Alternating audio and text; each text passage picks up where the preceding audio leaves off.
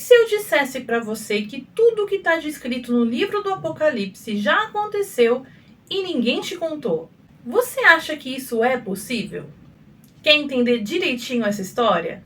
Então, puxa uma cadeira e senta aí que eu vou te contar tudinho.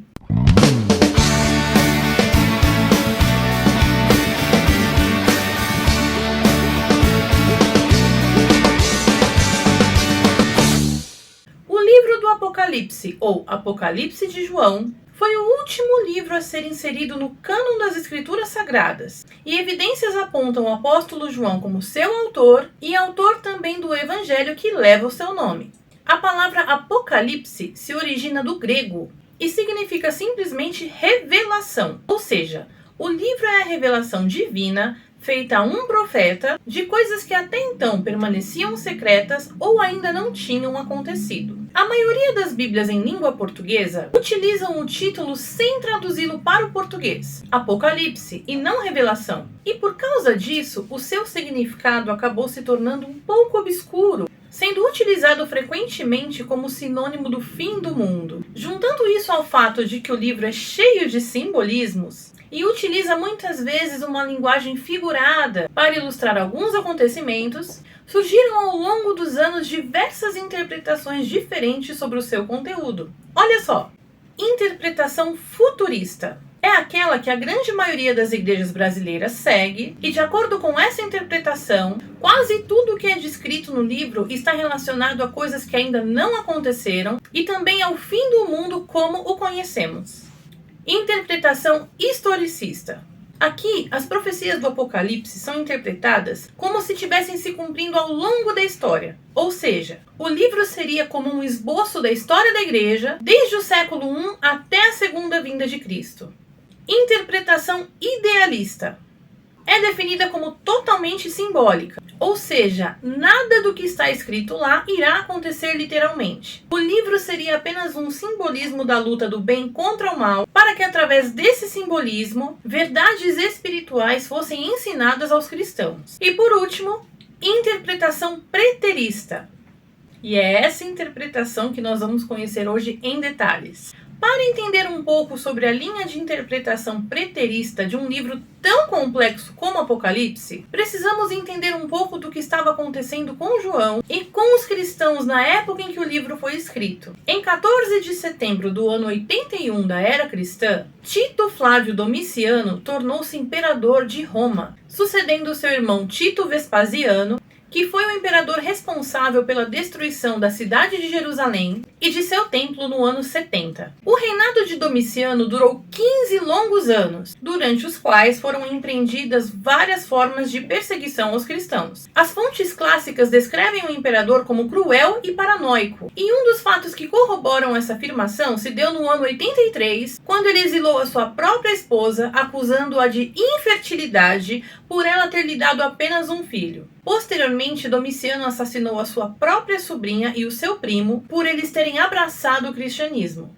Domiciano exigia ser chamado de Senhor e de Deus, e diferente do que se deu nos reinados anteriores de seu pai e de seu irmão, que eram totalmente tolerantes ao cristianismo e seus adeptos, Domiciano era implacável em condenar os cristãos por eles não participarem do culto ao imperador e nem adorarem aos deuses romanos. Vale lembrar que era comum os imperadores serem tratados como divindade. Porém, no período do domínio de Domiciano, a deificação ao imperador era obrigatória. Domiciano tinha um grande temor sobre o aparecimento de uma pessoa nascida na Judéia, da família de Davi, e que deveria obter o império do mundo. E por esse motivo, não poupou nem os romanos de nascimento que haviam se convertido ao cristianismo, martirizando alguns de imediato e exilando outros para que fossem martirizados posteriormente. Na época desses acontecimentos, João era o único apóstolo de Jesus ainda vivo, e por isso, os inimigos do cristianismo resolveram silenciar o seu testemunho numa tentativa de deter o avanço do evangelho de uma vez por todas. Eles distorceram as doutrinas ensinadas por ele e o acusaram de rebeldia, afirmando que seus ensinamentos continham teorias que podiam levar o povo a uma revolta. Assim como Paulo e Pedro,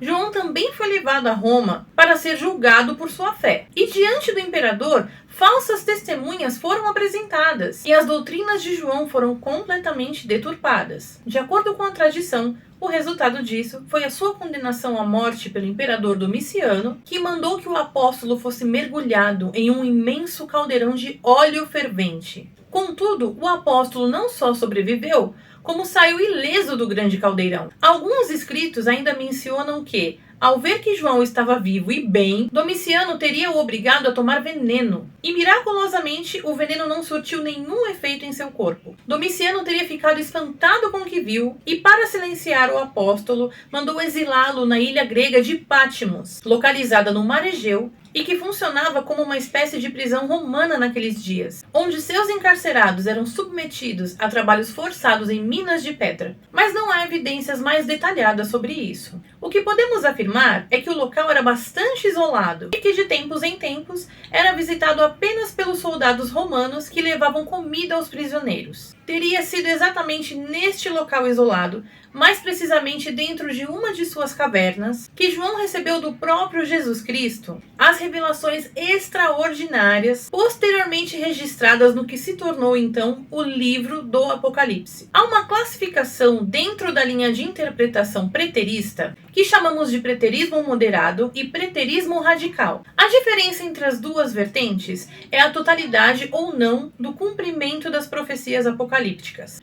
Calma que eu vou te explicar. O preterismo radical acredita que todas as profecias foram cumpridas no ano 70, com a destruição do templo e da cidade de Jerusalém, incluindo a segunda vinda de Cristo. Enquanto o preterismo moderado acredita que todas as profecias já se cumpriram, exceto a segunda vinda de Cristo, a ressurreição dos mortos e o juízo final. A maioria dos preteristas acredita que, estando João exilado, Jesus Cristo teria lhe revelado as coisas que haveriam de acontecer naquele tempo. João deveria então escrever cartas às 7 igrejas da Ásia, advertindo sobre esses acontecimentos. Mas obviamente seria muito perigoso para João se essas cartas fossem interceptadas e nelas estivessem contidas informações tão explícitas. Por esse motivo, as revelações dadas a João eram cheias de simbolismo, mas ao mesmo tempo, os cristãos entenderiam muito bem sobre o que ele estava falando. Por exemplo, Apocalipse 12 descreve uma mulher vestida do sol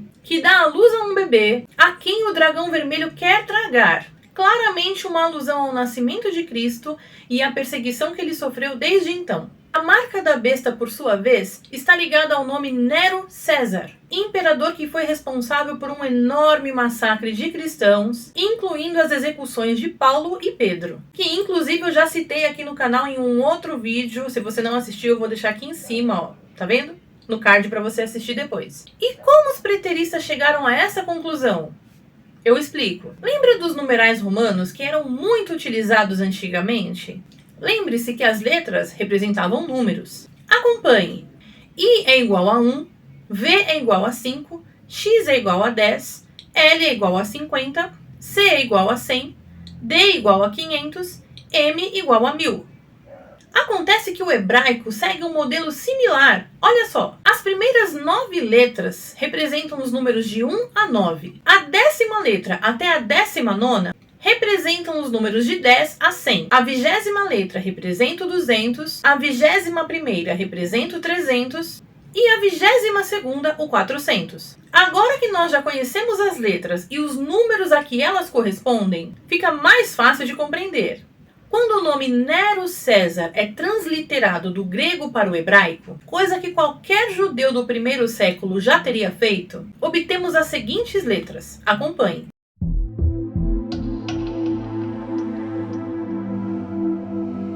Uma vez que o alfabeto hebraico não contém vogais. Agora ficou fácil. Coloque os números correspondentes a cada letra e experimente fazer a soma.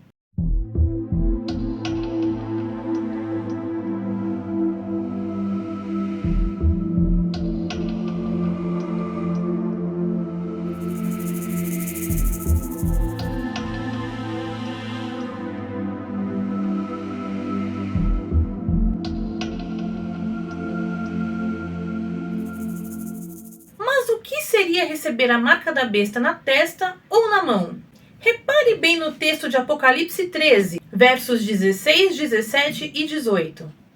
Também obrigou a todos, pequenos e grandes, ricos e pobres, livres e escravos, a receberem certa marca na mão direita ou na testa, para que ninguém pudesse comprar nem vender, a não ser quem tivesse a marca, que é o nome da besta ou o número de seu nome. Aqui há sabedoria.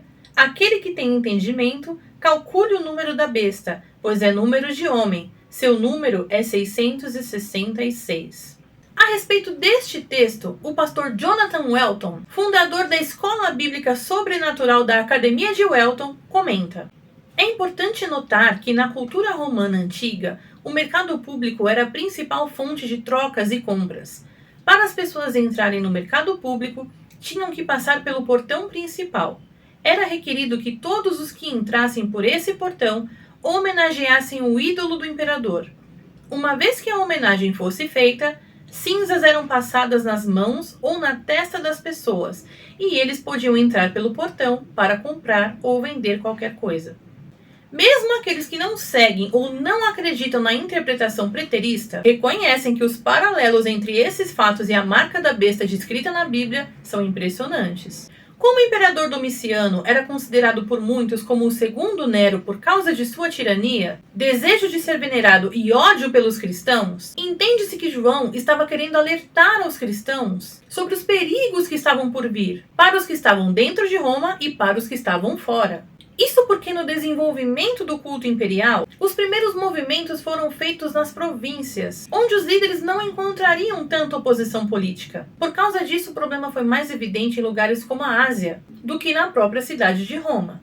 Crê-se que por causa disso, os destinatários da carta de João teriam sido as igrejas de lá. Só para finalizar, uma curiosidade sobre a besta de 7 cabeças que sobe do mar. Se o leitor da carta estivesse em Jerusalém ou até mesmo na ilha de Patmos, onde João estava, o mar estaria a oeste, em direção a Roma. Vale lembrar que Roma é conhecida como a cidade das 7 colinas. E como o próprio livro do Apocalipse descreve que as 7 cabeças da besta são 7 montes, isso no capítulo 17, versículo 9, fica bem fácil fazer essa ligação. E aí, o que você achou dessa história toda? Coloca aqui nos comentários, eu vou adorar saber a sua opinião. Se você gostou desse vídeo, deixa o seu like pra mim, compartilha ele com os amigos, se inscreve no canal se você ainda não for inscrito e me segue também nas minhas redes sociais. Os links delas estão todos aqui no primeiro comentário fixado e também na descrição desse vídeo. Eu sou a Thaís Manóquio, em Curiosidades Teológicas.